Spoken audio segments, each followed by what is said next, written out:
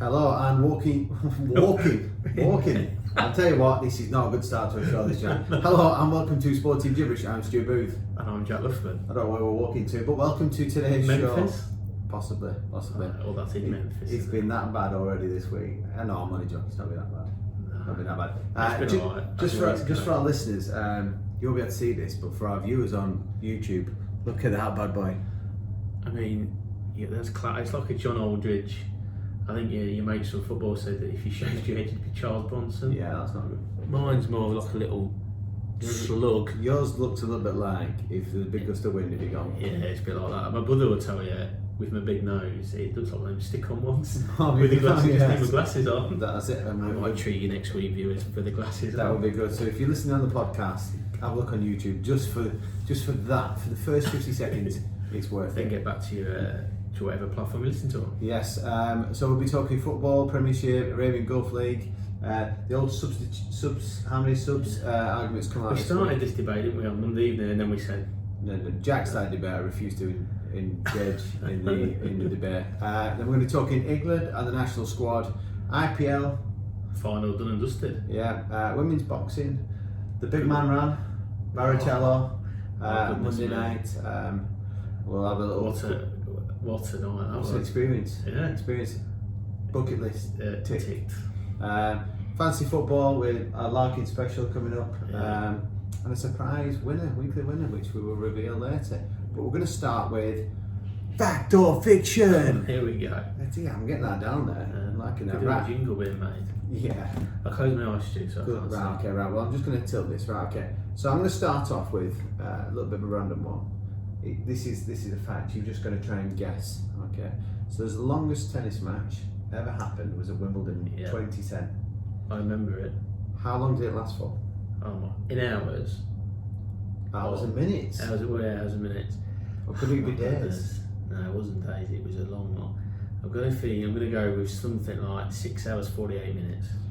Ooh, if you doubled it, you'd been closer. Was it that long? 11 hours and 5 minutes. It was something like 40 game, 42-40 in the end in the tiebreak, wasn't it, or something like that? Yeah, 44 45-44 In the finished. Yeah. But it took we spanned over 3 days. Was it really? I know, I do remember it. Not that well, obviously, but I do remember it. Yeah.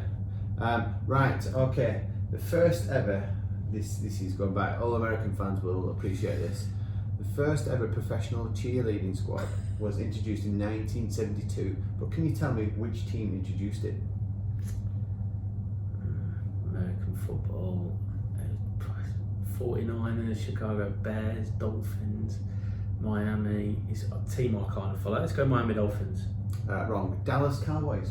Oh, I knew that. Did you really know that? Right. I'm going to give you an easy one. This one. That's disappointing. I'm disappointed myself. Easy one. This one. Which is the only sport that's been played on the moon? Golf. Yeah. So that was an easy one. Yeah. And this one, which I found very, very strange. How many American footballs need to be provided for a National Football League game at home? How many balls do they need to give to the referee? There was a big argument about this one. There was the the Brady ball or whatever. Yeah, that was the deflated balls, wasn't it? Yeah. So how many did the home team need to provide before a game? And then I remember watching the Coach U programme, they had a whinge on that, didn't they, about balls, so to speak. I don't know, 40. You weren't far off, 36. Not bad 36. So good effort. Very good well, effort. not too bad. A bit of a, not really fact or fiction, but No, a it was a bit statistical one. Yeah, it was a bit more of Quiz. extreme facts. Extreme facts we'll go with. Okay, So I'm back on now. I'm back on to next week. Yeah. But next one is our sporting week. Oh. So Where we started? I tell you what, I'll start. I'll go for it. So we played last night. We actually had quite a tough game. We played the Grizzlies, I think they were called. But the Grizzlies have split themselves into teams like a European Grizzlies team and the rest of the world team.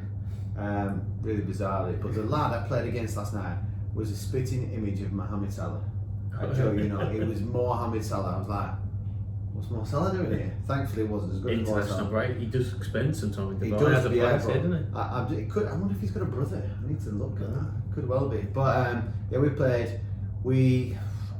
I'll openly admit this. I missed an absolute sitter right at the beginning of the game. I'm pleased you said that. You told me that this morning. Yeah, I should have scored. 0-0 at half time. Feeling a little bit of pressure, a little bit of tension appeared in the team, but we got over it when I scored the opening goal in the second half.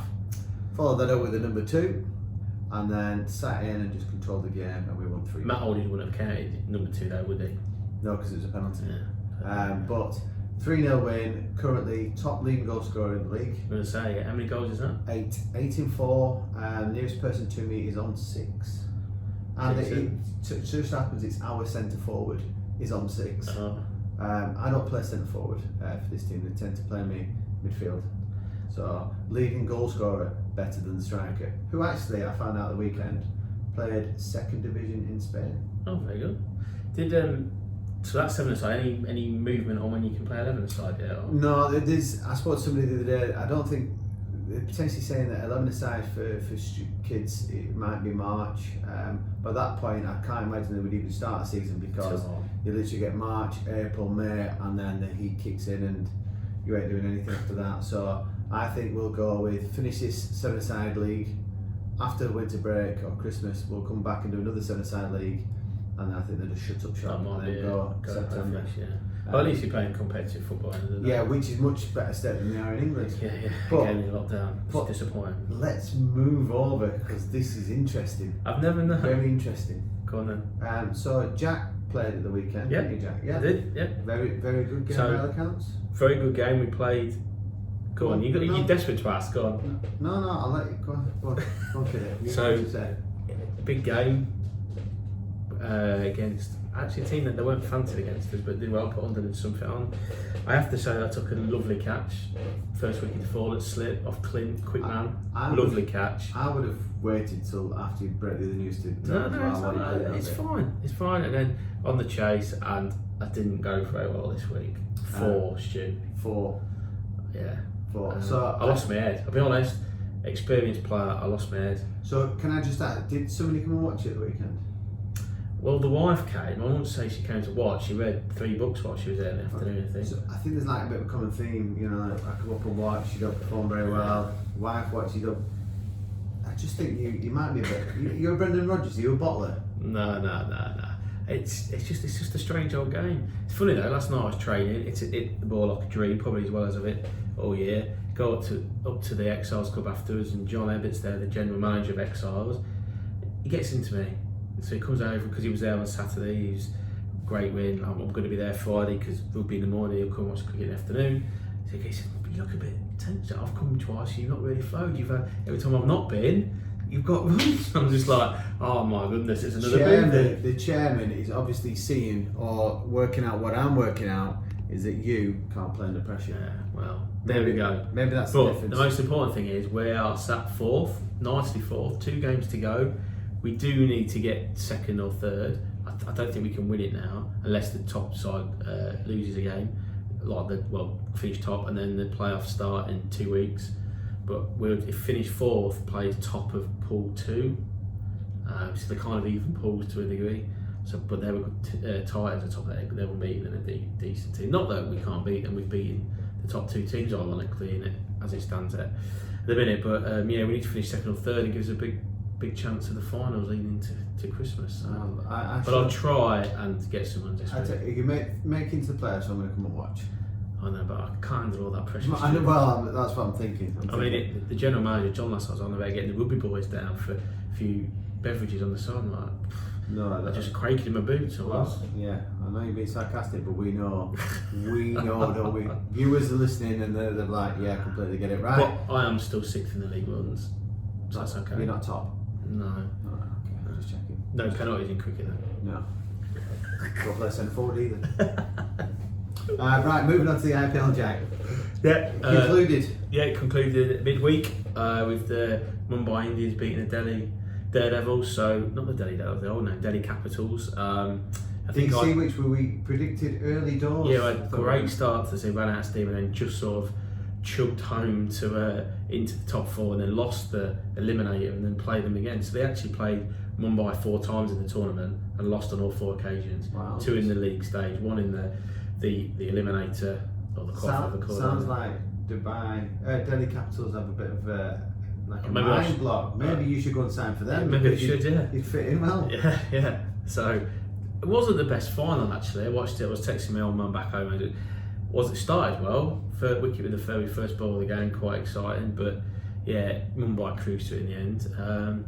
But yeah, so that's the 4th or 5th time I think Mumbai have won it. So well on top there, and yeah, probably the best side won. I think I said on this, I've quite fancied RCB into the knockout stages, but they were terrible in their qualifier or semi-final, whatever it was, when they played. So yeah, well done to Mumbai Indians. Shout out to Jofra Archer, most valuable player of the tournament he won. Oh, well done. So it's all done on like wickets and dot balls and runs and catches and things like that. So yeah, he pipped Bumrah, I think, to the title. So that's a good day's work for them. Yeah, I think I prefer stuff like that rather than a panel picking.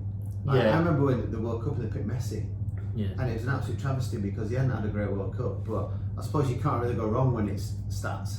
Yeah, And what I quite like about it as well, it's not just necessarily, they do have the most runs, so the most runs was KOA, or the most wickets was Rabada, so they do have that, but the MVP is like a bit like in our league actually, and I don't know how it works, but it's so many points of run, and if you take a catch and a run out and all that kind of stuff. So yeah, Jofra had a good tournament, and no doubt has got himself a multi-million-pound deal for when it happens again next year, which by the sounds of things could be in Dubai in April. Awesome. So we'll see. Good news. Right, Premiership.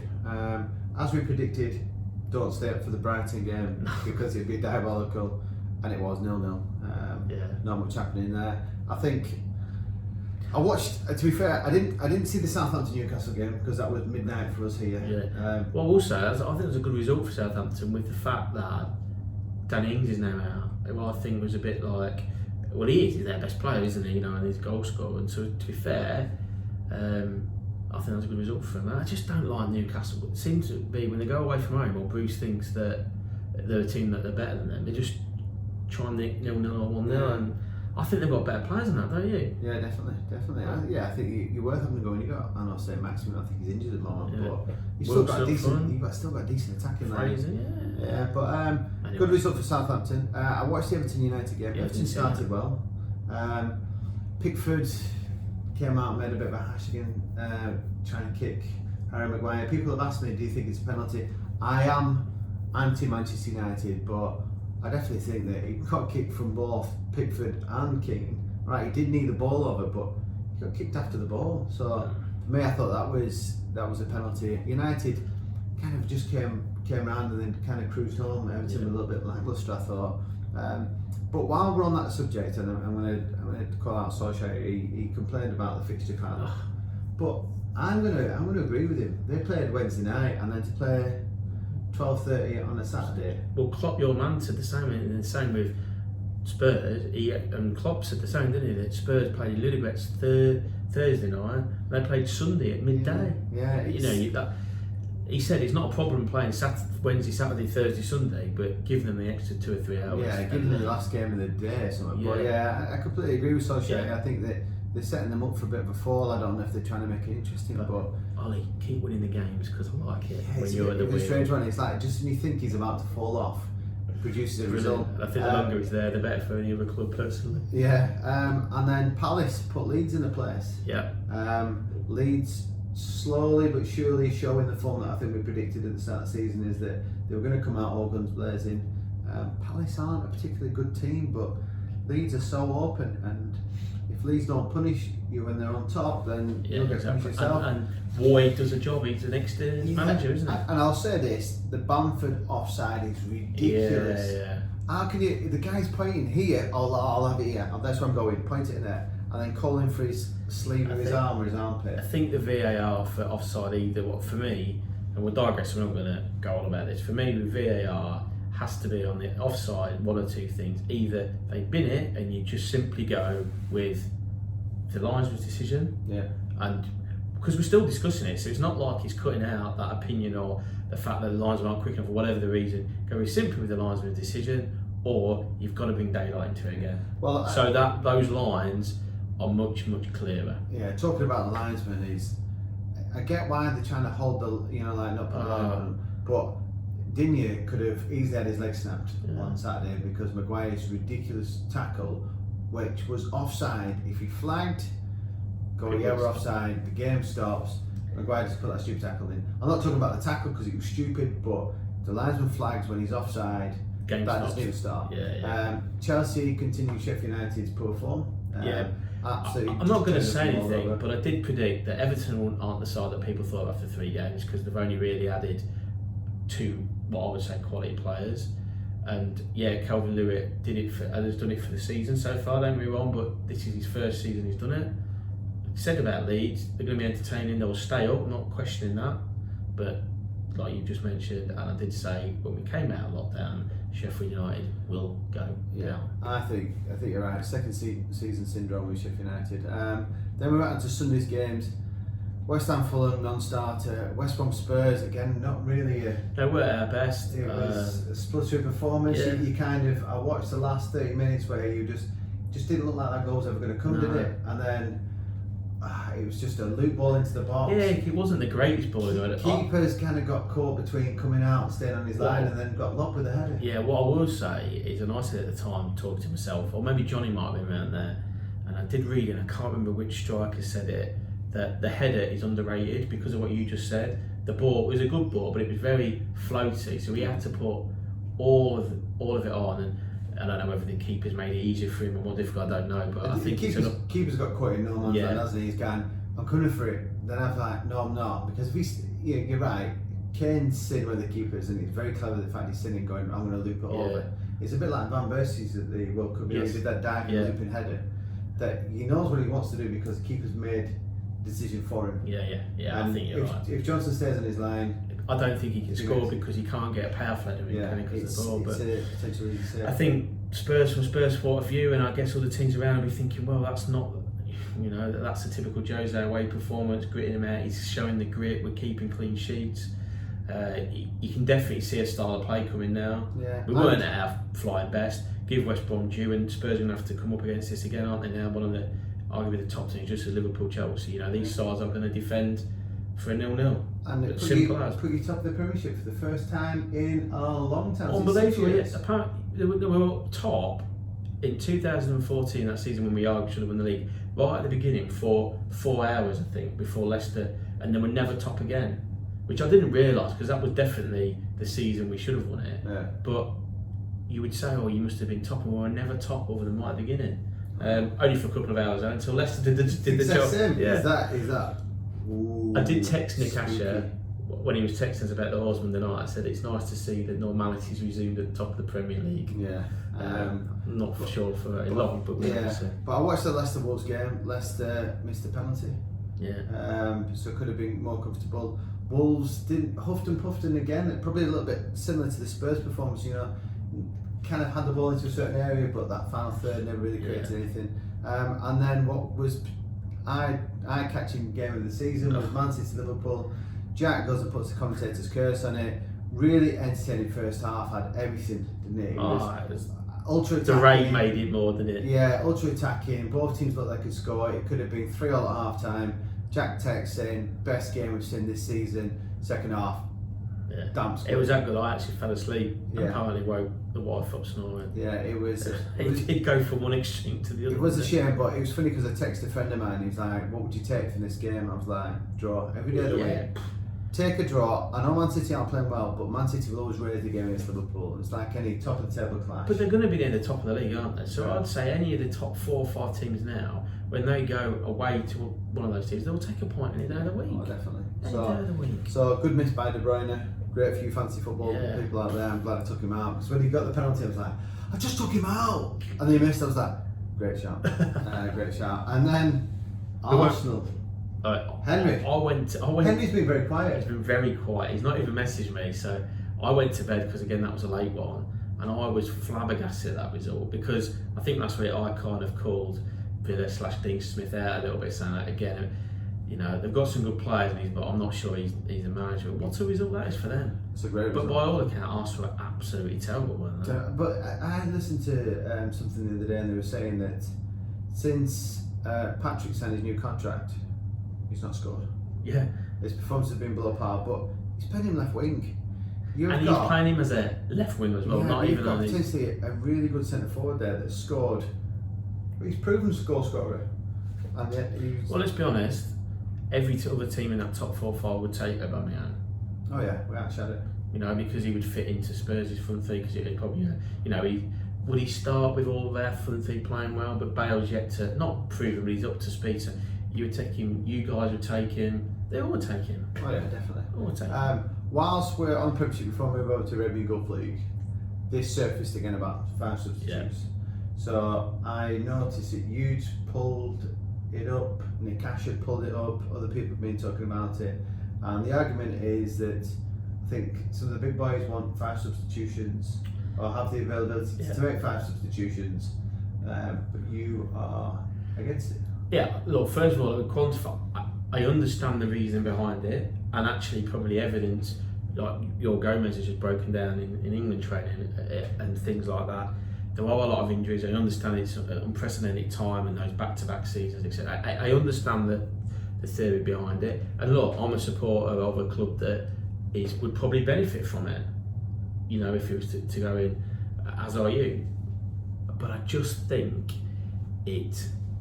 I just think it's not fair on the smaller clubs. I think that's my ultimate thing. Right. So, but what I would say is, just because you have 5 subs, the better managers, your Klopps, your Mourinho's, doesn't mean they would always use them. No. At all. Right. So you're going to nail your colours on a mast here. Are you for or against it? Very much sounds I'm like against it. Right, I'm okay. against it. I'm for it. I'm for it. Just a simple reason, and I'll go into detail, is that, and I'm surprised because I thought you might have been a little bit more for it, because simple fact is that we are playing back-to-back games, week in, week out. Yeah. You've got the opportunity there for 5 subs. Let's be honest, the Premiership is such a tough ground. All games are tough. You know, it's not like an easy game where Barcelona will go and play Levante and they'll walk away the game 6-7-0 and they can rotate the squad around. And I know Nick Ash's point of view is that we are rotating our squad around as Leicester City, but you're not playing anywhere near as many games as boys, right? You are in the Europa League, but I actually had a look at this. So Nick Ash came forward and said, no, it's ridiculous, it's in favour of the big boys. It was Andros Townsend came forward on TalkSport and said, this is ridiculous, and he's talking from Crystal Palace point of view. So I went and had a look how many games each team's played since the season started. I didn't check Spurs out because Spurs is higher than Liverpool's. So this is why it made me think that you should be for it. So Crystal Palace, since the season started, have played 9 games. Leicester City have played 13 games. So straight away there's a big gap there. Liverpool have played 15 games. Okay, and you must be on 17, 18. I think we're 20, I think. So you're on much higher. So for squads, and you're only allowed to name so many players per squad. Which I don't agree with, actually, incidentally. That's a different story. If you're allowed to name this amount of squad, should it make a difference how many people you name on the bench and how many players you use? Let's be honest, we could both benefit from the fact that we have Champions League fixtures. All right, you've got Europa League, which is a slightly lesser competition. So we've got probably more travelling, ironically. It's more seemingly, I don't know how that works. But you potentially argue that your competition is not going to be as experienced. You're not going to play like we've got Ajax and Atlanta, two very strong teams there. All right, Midtjylland, or whatever they're called, are absolute toffee. But you've got a good standard of teams in there. So for us, you know, like, if we're winning games like Atlanta 5-0, I'd be like, get him off. Let's save him for the weekend. Wing them off as early as possible. And I thought you'd benefit from things like that, because there's a few games where you've gone Harry Kane on the bench. If we need him, we'll use him. But there's a few times where you've struggled to score, where you've gone, do we bring him on? And there's once or twice where you've not needed to use him, and there's once or twice where you've gone, we'll have to stick him on for a little bit. Look, that shows my impartiality, Stuart. Is that I think like I said, the top clubs would, and if you go in purely from a Spurs point of view, it would benefit us because, you know, I don't know, next Premier League game, Man City, we've got, you know, when we're 4-0 up at half time, and he says that he can make, because it will be that like it was in lockdown on 3 different occasions. Mourinho probably makes 2 at half time, and then he's still got the option of 3 more second half. You save that for the Euro, because there's no doubt that he wants to win something. You can see that. Well, let's look at the next. But I just think, and that's like the fixtures are horrific. It's enough to give me nightmares, and that's just the league fixtures. Let alone I don't know when the Europa. I just think, for the Premiership point of view, for the lower side, I'm with them on that. And well, we'll agree to disagree, but I think that we should be looking after our better teams more because that brings the revenue in. That brings our best thing. We do well in the Europa Champions League. It holds us more places, allows more European spots. So I think that yes, we do want the Premier League to be competitive, which the Premier League's trying its hardest to by giving teams fixtures on a Wednesday night and then first thing on Saturday morning. And like you're saying, is that Liverpool now have got a massive crisis on their hands with the fact that Gomez has just broken down, and if that's him gone. Yeah. We've got Van Dijk that there's still no news out about. He's still alive though. He's still alive. Him and Gomez will be led next to each other for the next 6 months. Fabs is out injured, so that leaves us with Matip and then potentially 2 young pups to come in alongside him. But Matip is not robust, so Matip will break down. And you think about it, we're talking about not rotating people. If we get 2 or 3 goals up in Europe, that'd be a good opportunity. Let's say Matip, get him off the pitch. But now he's going to be covered with his substitutes, so we can't really look after him. I can see. It's an absolutely valid point, and I don't necessarily disagree with you.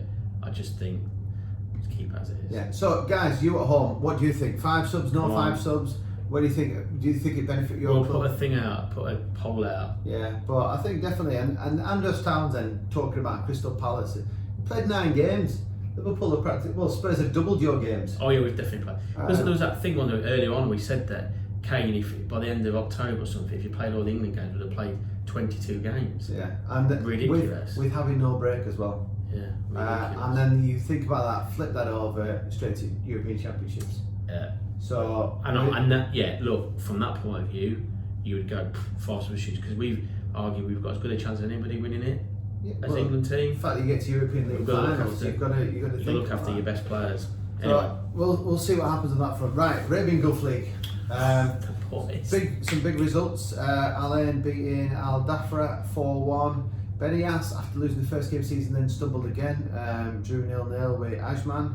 Al Jazeera, who I said could potentially cause an upset with Sharjah, didn't. Sharjah won it 1-0, so quite a close encounter there. Your boys went up to Hatta, 3-0. Lovely place, Hatta. Yeah, and my boy Shabab Al Ali becoming the draw specialist of the league by the looks of it. Drew with Kofrakan 2-2. Yeah. And the only other, there's 2 other results, but noteworthy is Al Wada beat Al Wassel 3-2 in the battles of the Alwa. There you go. If it didn't exist beforehand, I've just now invented the new derbies, the Alwa. And Calvert got a 1-0 win against Fajira. So that's, everybody's played 5 games now. Sharjah 5 for 5. Second place, technical difficulty there if you lost us for a second. Sharjah, it's cup games, I'll go through the cup games in a minute. Yeah. Benias still holding on to 3rd place. Al Wada have moved up to 4th. Shabab Ali, who currently draw specialists, have drawn 3 of the first 5. Still unbeaten. We're still unbeaten. 3 teams unbeaten: Sharjah, Al Nassr and Shabab. Where about Wassel, Pedders? Al Wassel in 9th. Hatta seem to be the whipping boys this season. But this week reverts back to the cup fixtures. So let's have a quick look at these bad boys. So Arabian Gulf, Benias will play Hatta, Ajman Fajera, Al Jazeera will play Kalba, Kofrakan Al Ain, Al Dafra will host Shabab Ali, Al Wassel Al Wada. So your boys out? Must have a buy or something there. So you've no fixture, so could be good news for you boys in order to keep yourselves going. That's it in a nutshell. Right. So this now leads on to, I hate this part of the season, is international breaks. Well, so England, first of all, I cannot get my head around the fact that when New Zealand pulled out of the arranged friendly tomorrow night, whenever it is, tonight, is it tonight? Tonight. Yeah. When New Zealand pulled out of that arranged friendly, why on earth did the FA go charging for a replacement fixture? When with everything we've just discussed and with COVID, why on earth did they go for another fixture? I could understand it if they'd sold 70,000 tickets at Wembley. Get it? It's easy to get a team in. Doesn't matter. And let's be honest, if there were fans in the ground, probably England, Ireland is a more mouth-watering fixture than England, New Zealand. So that's my first rant. What on earth they're doing? I don't got a problem with them getting them together, but what on earth are they doing there? My second thing is, I find it a bit bizarre. I quite like Southgate, but I find his squad's a little bit bizarre. I do want to say. I know there's a big thing about Grealish. He's in. Yes, I think if he's picking people on form as he says he is, he should play not in tonight's friendly, in the Nations League games that we are serious about trying to win, as he keeps telling people. But the one I want to discuss, there's nothing against the lad, is that obviously there have been injuries pulled out. Alexander-Arnold and somebody else pulled out. Well, Joe Gomez, that's from today. Yeah, Joe Gomez and somebody else pulled out. And he brought in young Jude Bellingham from Dortmund, who has played 11 times for Dortmund, 4 in the Champions League, 7 league fixtures. Yes, he played a season at or however many games for Birmingham City. I can't comment on that. I've seen him play for 20 minutes, I think, in an EFL game that was irrelevant. Really, didn't really do a great deal. Didn't really do a lot wrong, but it didn't have the X factor that people were talking about. But obviously, he's got something about him. He's at Dortmund. They don't buy rubbish today. No. But what has he seen in him, and why on earth has he got the nod ahead of, say, Harvey Barnes, who's had a good season for Leicester and was in the last international fixture squad? Well, Ross Barkley? Yeah, well, I think Ross Barkley's been playing well. I know Harvey Barnes has been on bench the last couple of games, but just to go to, how do you say, Jude Bellingham, isn't it? Bellingham. I know that I watched the report on him when he went to Dortmund, and they didn't anticipate him to hit the ground running. No. They literally anticipated him being a squad player rotation up until Christmas. So he's definitely done something that has sparked something at Dortmund, because like you said, he played 11 games. He was supposed to be, may have played 2 or 3 with the aim to start inducing him a little bit more after the winter break. Yeah. So if we base it on form, this guy's playing Champions League football, which unfortunately is a step above both Harvey Barnes and Ross Barkley. Look, I'm posing a question out there because I think Southgate, and we discussed it all the 3 international fixtures, I think his thinking and his selection, squad selection, even his team selection times, is a bit muddled at the minute, and I just think that's the one that highlights the point. Nothing against the lad, and like you say, he's clearly made an impact. I haven't seen anything, so I'm not commenting about whether he should be or shouldn't be, but I want to know why the others have been overlooked. Yeah. I think Southgate's got to get us back on where he was. I think he's got to stop listening to X, Y, and Z and decide this is the way we want to play against these type of teams, against these type of teams, and this is my best team. Yeah. And let's go with it. Well, rant over. Time will tell. Time will tell. If right. not, I'm donning the waistcoat. Wow. Again, for the second time this week. This week, yeah. Well, we're going to talk about the waistcoat in just a minute. Women's boxing. Okay. So I don't know if you've seen this.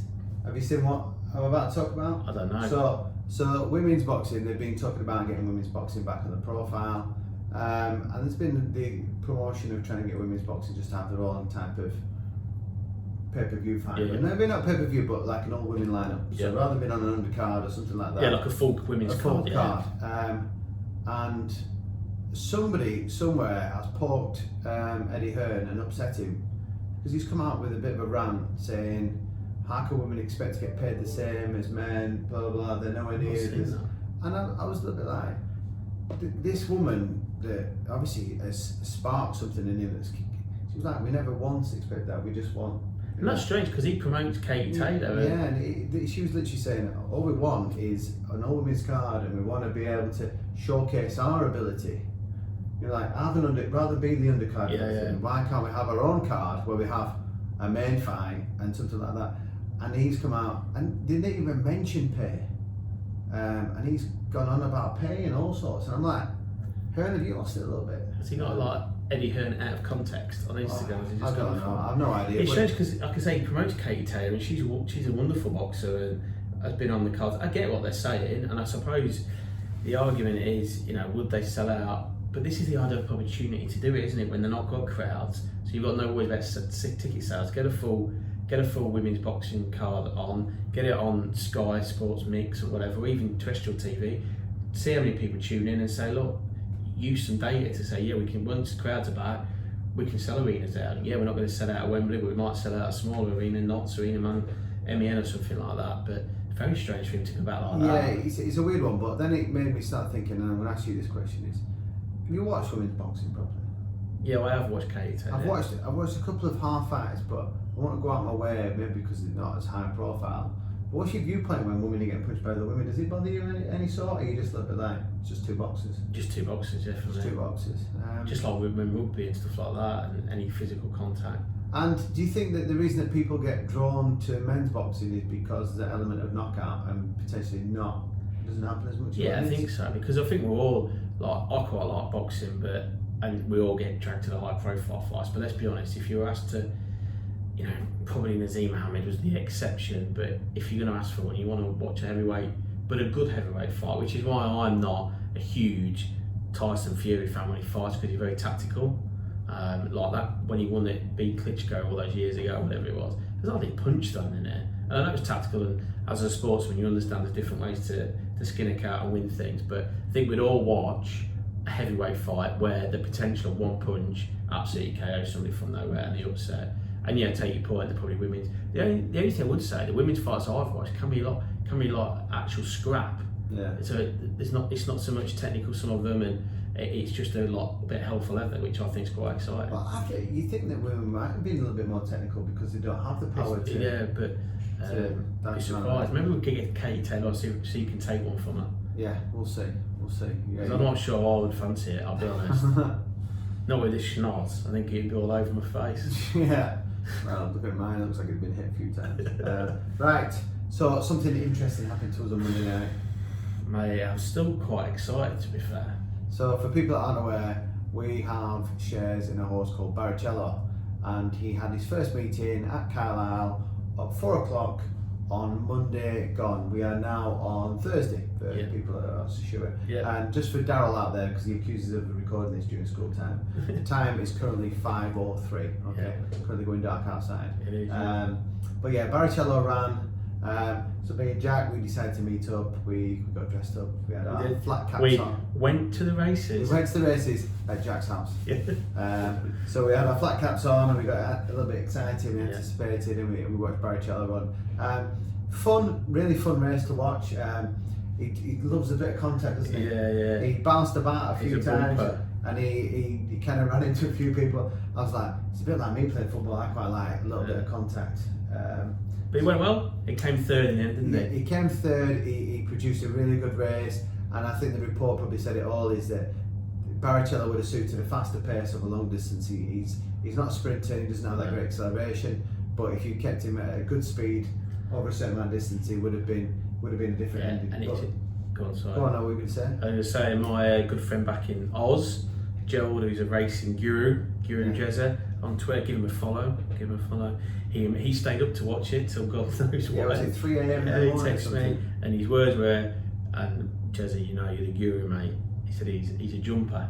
Yeah. And he'll go, and that's actually exactly what the training report came back of. Yeah. And the jockey was happy with Richard Hughes, good jockey. Yeah. So we're hoping that he will run fairly swiftly again soon. Yeah, we're hoping to see him soon. But it was an interesting race. The eventual winner, I was kind of bullied him at one point. He was going to go through the gap, but I was kind of like out-muscled him, and he had so much pace, the horse, didn't he? Because he actually dropped from where he was, dropped back, came out on the left-hand side by the rail, and then just sped past everybody. Yeah.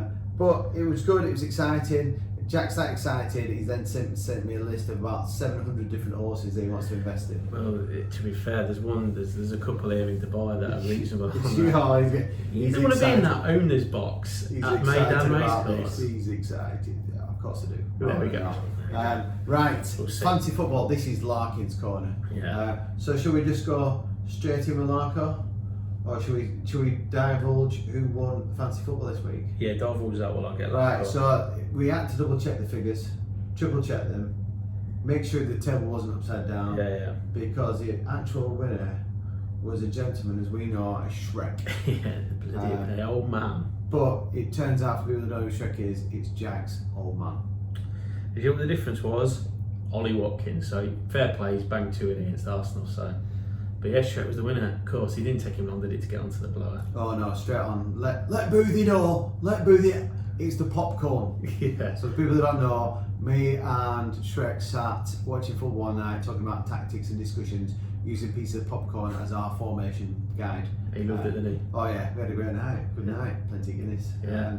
But yeah, so Shrek, congratulations. So now there's definitely an excuse to get over here. One, to come and see me. Don't worry about him. And 2, now you've got to read about. Yeah, I've read about. So you can take me for a drink. Great work. I know where this popcorn. And I'm second, by the way. Anyway, do you want to go? Let's go straight in with Larkin. Go on, see what he's got to say. Hi lads, good to be back after what I can only describe as another successful week for my team on the paddock. And obviously a bit of a different week this week with the international window. I'll get to that in a minute. But I sort of reflect on my tips from last week. Obviously, mixed bag really. The Grouse himself, after a big week the week before, didn't quite come through as I'd like. I think he's been treating himself too much down Jesters and Southampton, 2 for 1 on Watermelon Breezers. You know, he'll get the best of us midweek, and he'll get the best of any man midweek. That, so no surprise he struggled at the weekend. But pleased to see he's faced an injury this week. He's off international duty. He'll be at home, mending, recouping, doing the rehab, doing the necessary. He's going to be back next week against Wolves. Keep him in, I think. And the boy himself, Preza, I guaranteed a clean sheet and he didn't let me down. Hit the bar as well. Could have been a very different picture. But yeah, 6 points for the boy. Well done for everyone who put him in. And this leads me nicely on to the international window this week. So I want to read to you a few of the fixtures that are up and coming, some things to watch out for. Slovenia v Kosovo, Albania v Kazakhstan, Belarus v Lithuania. To name but a few, we're in for a feast of football surely. I don't know why we even bother with this. We should play midweek on a couple of school pitches, get them out of the way, so don't get in the way of Fantasy League. So, my advice for the weekend, rest up, keep your eye on the injury list, spend some quality time with the minefield, take her out, treat her, and get back to it next week. In the meantime, lads, stay humble. Awesome. I tell you what, I set him a challenge though before he did that. I asked him if it was possible not to use the word jam. He did well then. He did well. I was waiting for it. I was going to say it before and I was going to say how many times we can use the word jam. But some great advice there. Let's get Kosovo on the local school football pitch. I can just think of Hanley Park in Stoke where I used to play some uni football. It would probably suit that, to be fair. I think he was referring to James Ward-Prowse. Yeah, not the Grouse. Yeah. That's who he was referring to. But yeah, thank you very much again, Larkin. And great. I had a stink. I had Walker Peters with 9 points sat on my bench. Oh dear. Do you know he'd been followed by a tipster, hasn't he? Can you remember one of the things that Lark's actually been followed by a football tipster, like statistician? Oh my goodness, he's going to be loving life. Unbelievable. Now. You know, teaching's probably a thing of the past for him soon as well. Possibly, yeah. Him and Mike Phelan. Yeah, Mike Phelan. I wonder how just actually know she's been called Mike Phelan. I don't know. I've not seen her since she returned from England. Yeah. So I'll take one last thing before we do finish the show. So I got contacted last Friday or Saturday from a staff member after me mentioning about her being in a bad mood. Oh yeah, Yeah, I wonder where that came from, man. I don't know. So Walker, you were in much better mood this week, so crack on, kidder. But he did get us another listener. Yeah, it did give me it was one more download. So we had 3 last week? 3,000. 3,000. So Walker, if you're listening, I bet you don't listen this week. This is just a shout out for you at the end of the show, and you are not allowed to say anything. But that concludes another fun episode. November is going well, as you can clearly see. Well, for some of us. Yeah, doing well on the old kilometres. I'm halfway to my goal, which is 60k. I've done 30 and we're 12 days in. I've done 20 something. It's not bad because I've got tendonitis. I'm struggling in my Achilles. Yeah, he's going to be you know when he gets out for 4 next week, he'll be using that as an excuse. Anyway, I mentioned tendonitis 3 weeks ago. Anyway, yeah, it's so time to go because what do we know? Yeah, what do we know?